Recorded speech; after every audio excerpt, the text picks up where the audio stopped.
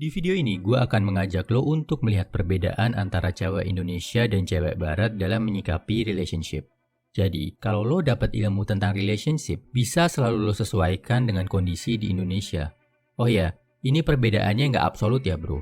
Ada beberapa kasus pengecualian, cewek Barat yang pandangan hidupnya mirip cewek Indonesia, dan sebaliknya. Semua studi yang gue pakai sebagai referensi bisa lo cek di kolom deskripsi. Nomor 1, enak-enak dulu baru pacaran, wajar. Nikah tanpa pacaran, gila.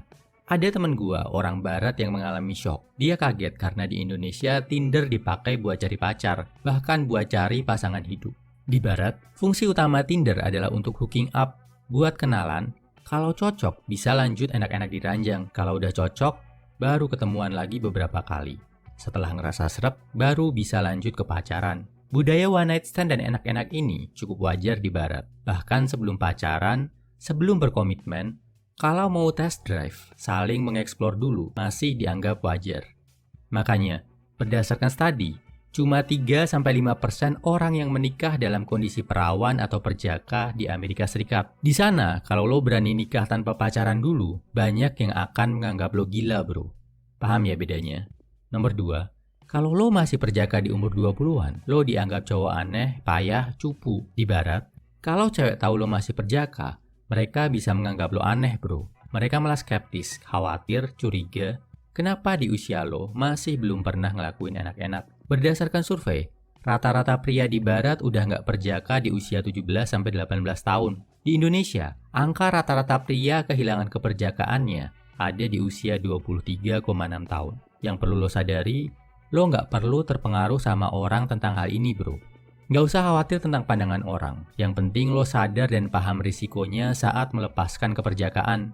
Mau kapan sama siapa itu balik lagi ke prinsip yang lo yakini.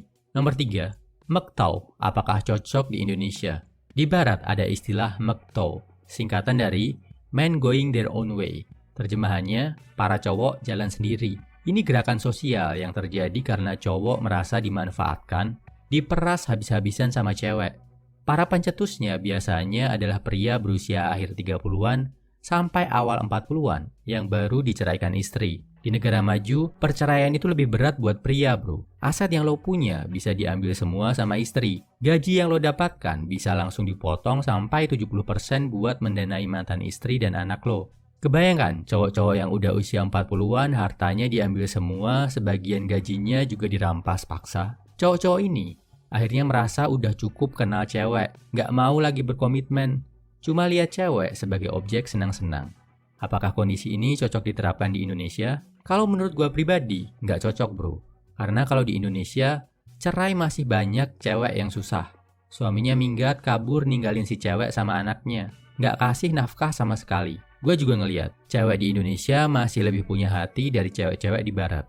Jadi seharusnya kita sebagai pria Indonesia juga nggak punya kebencian berlebih ke cewek. Nomor 4, di Barat, peran agama dalam relationship nggak terlalu penting. Responden di Indonesia menganggap agama itu penting dalam sebuah hubungan, apalagi kalau sampai lanjut ke pernikahan. Di negara Barat, cuma 47% yang bilang agama adalah syarat yang penting dalam sebuah hubungan. Link studinya ada di kolom deskripsi. Artinya, prinsip memilih pasangan hidup ala Barat agak sulit diterapkan di Indonesia.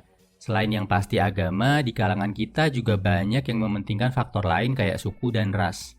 Di Barat, dengan bermodalkan cinta, lo bisa membangun rumah tangga. Di Indonesia lebih kompleks. Selain cinta, lo juga bakal perlu restu dari banyak pihak. Kesimpulannya, ini perbedaan cara pandang mayoritas cewek Barat dan cewek Indonesia. 1. Di Barat, lebih wajar enak-enak dulu baru nikah. Di Indonesia, sebaliknya. 2. Di Barat, cowok yang bisa menjaga keperjakaannya justru sering dianggap aneh. Nomor 3.